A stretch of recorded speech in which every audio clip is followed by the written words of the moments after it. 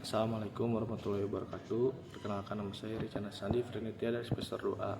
Di sini saya akan mereview materi hukum pidana pertemuan yang ke-12 tentang sifat melawan hukum. Sifat melawan hukum merupakan unsur objektif dari tindak pidana karena merupakan penilaian terhadap perbuatan dan bukan pada pelaku. Suatu perbuatan dikatakan melawan hukum apabila perbuatan tersebut masuk dalam rumusan delik sebagaimana dirumuskan dalam undang-undang. Perbuatan yang memenuhi rumusan dalam undang-undang tersebut tidak selalu bersifat melawan hukum, sebab mungkin ada hal yang dapat menghilangkan sifat melawan hukum perbuatan tersebut.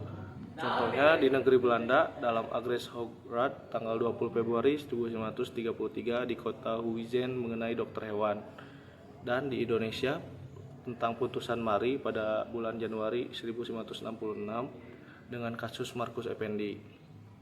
Sifat melawan hukum terdiri dari dua.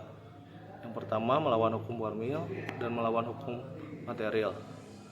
Melawan hukum formil, perbuatan itu bersifat melawan hukum apabila dirumuskan sebagai tindak pidana dalam undang-undang dan diberikan sanksi.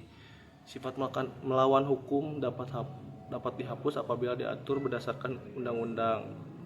Jadi, melawan hukum sama dengan bertentangan dengan undang-undang tertulis. Yang kedua, melawan hukum material. Bukan hanya berdasarkan undang-undang tertulis saja, tetapi juga berdasarkan asas-asas hukum yang tidak tertulis atau living law. Sifat melawan hukum dapat dihapus berdasarkan undang-undang dan aturan atau hukum yang tidak tertulis.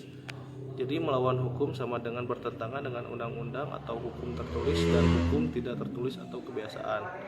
Kesimpulannya, yang pertama, sifat melawan hukum dapat dihapus dengan adanya alasan pembenar. Yang kedua, menurut sifat melawan hukum formil, alasan pembenar hanya dapat diambil berdasarkan hukum tertulis.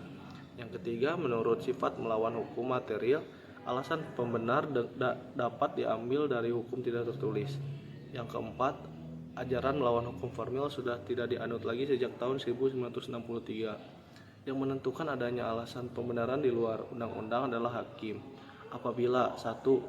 Terjadi pertentangan antara hukum tertulis dan hukum tidak tertulis. 2.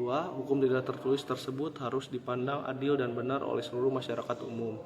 Dan yang ketiga, rasa keadilan itu harus bersifat umum.